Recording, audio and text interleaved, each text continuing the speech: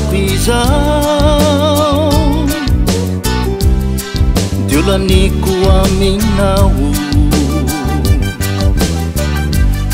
tsy reraka ny anompo anao isan'andro ideranao ny atano rako izao dia laniko aminao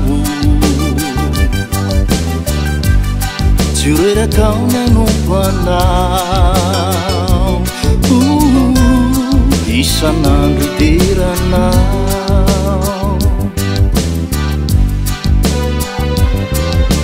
tsy omenatra ny anompo anao na iza na ratsy na iza ny soay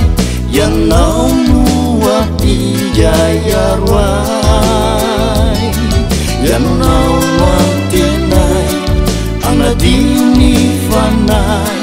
tsy misy ny akoatranay Jesosy ianao ny aroay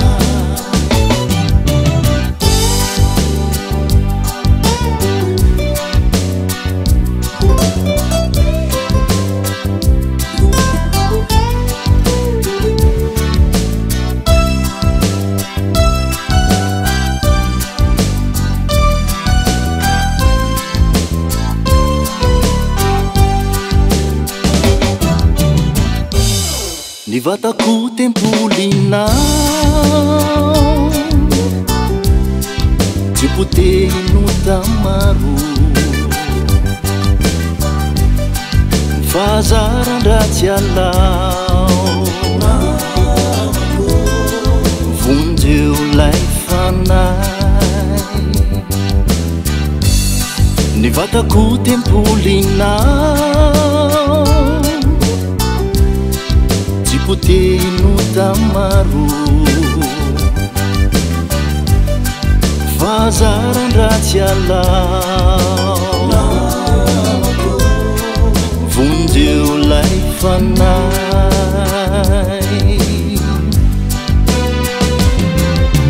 tsy omenatra ny anompo anao